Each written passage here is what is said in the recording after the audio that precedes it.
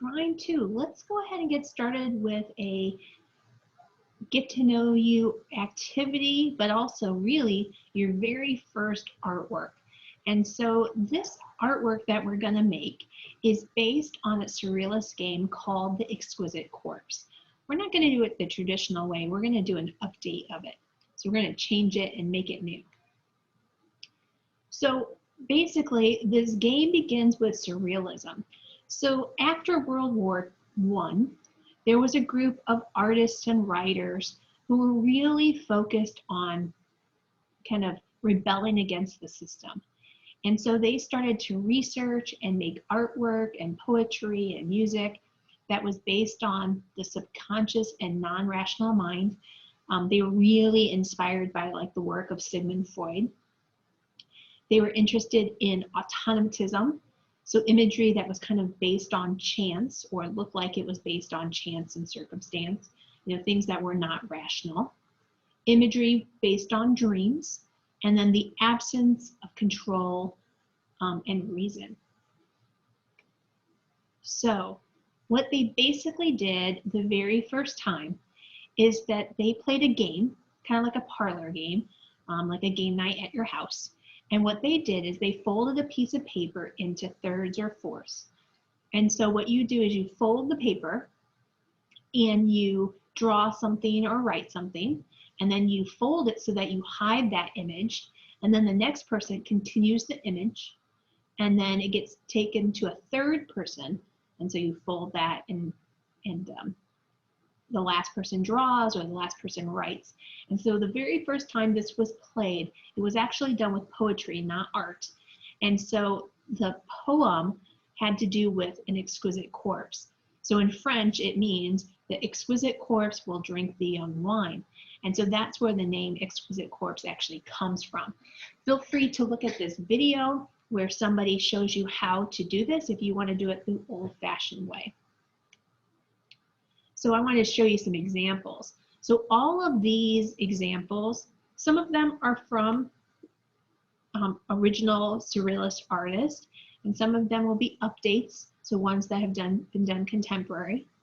So you can see that creatures don't have to have traditional heads and bodies. They can be made out of inanimate objects. And so that's part of the thing that we're going to use as inspiration. I love this one because instead of it feeling kind of like a stiff stick figure, look at those legs. See how one's in front of the other. Seems much more active. So you can do exquisite corpses in a bunch of different ways.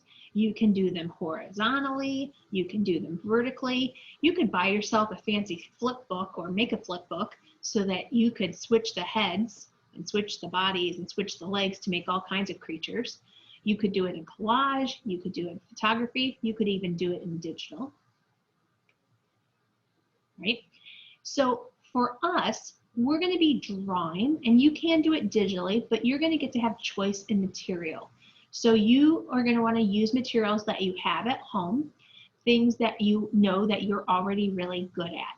So things we've done in drawing 1, or things that we maybe did in drawing 1, because some of us took it last semester.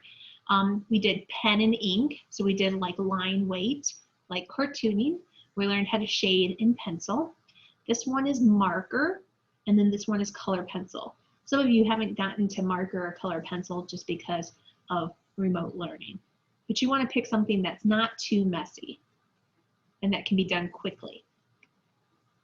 So what are we going to do? Now, I didn't edit this presentation. You can see it says summer break here. But what we're going to do is focus on our winter break or our quarantine.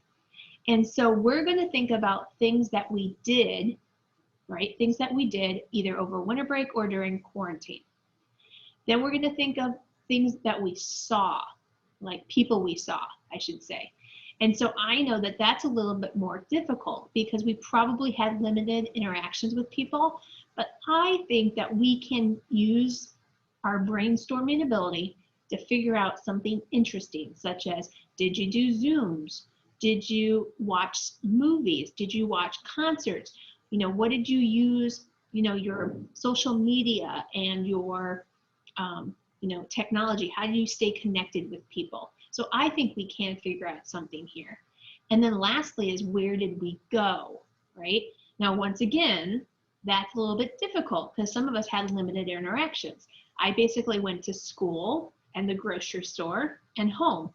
So I could figure out objects that represent those places that I went.